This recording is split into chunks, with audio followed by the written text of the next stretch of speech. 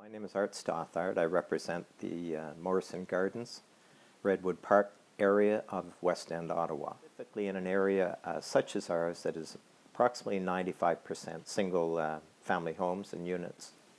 High apartment buildings can dramatically affect.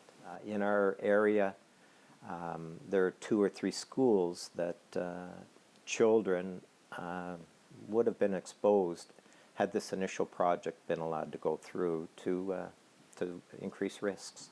Greatwise proposed intensifying an area between Baseline Morrison and Draper, of which there were already 84 rent subsidized units there, and turning it into basically high-rises, a 20-story, 2 14-story, 2 4-stories, and 2 3-story units, totaling 537 individual units.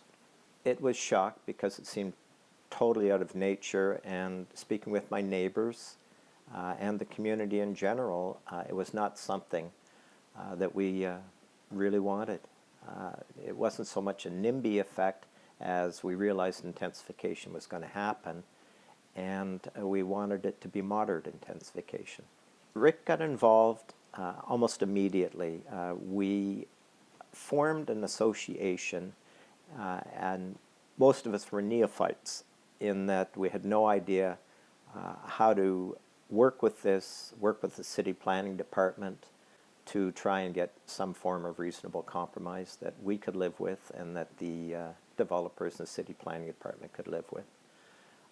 We met with him on many occasions. This process, as you know, took approximately 4 years from start to finish. We probably met with Rick on Sunday nights or Friday mornings or whenever, aside when he wasn't doing other community duties, 30 times over the 4 years. He guided, he directed us, he helped us in the wordings and what possibly could be accepted in the form of a compromise by the developer. Rick worked behind the scenes with the planning department, following meetings with us.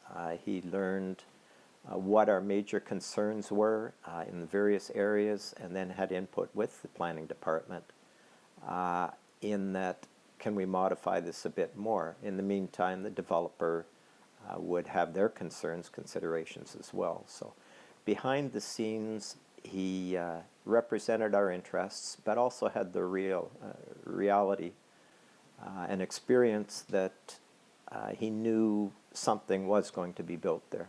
He was trying to mitigate any damage that we could not live with as community associations.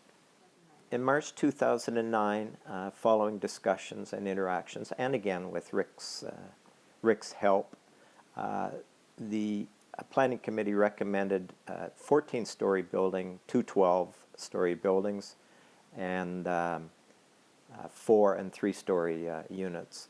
June 30th, 2009, following further negotiations and meetings with Rick, the Planning Committee, and some individual meetings with councillors, it was revised once again to 12-story, 8-story, and 6-story buildings, as well as 2 or 3 smaller buildings as well.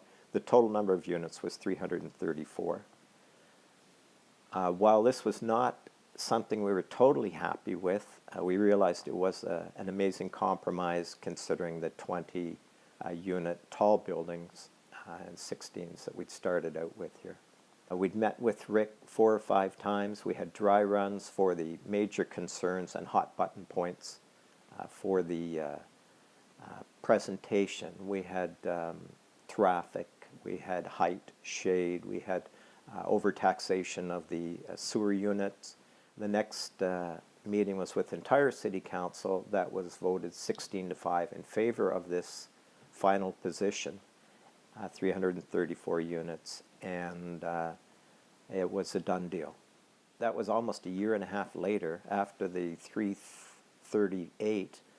Almost a year and a half later, they came back with a new proposal of two 12-story buildings, 4 stories, 3 stories, totaling 590 units.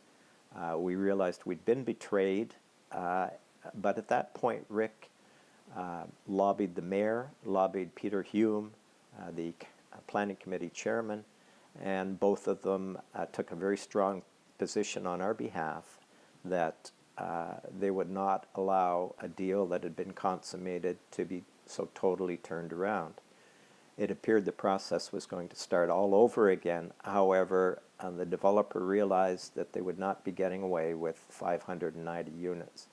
At that point, primarily with Rick's guidance, direction, and direct input with the developer, he negotiated a compromise in conjunction with the wants and beliefs of our community association again.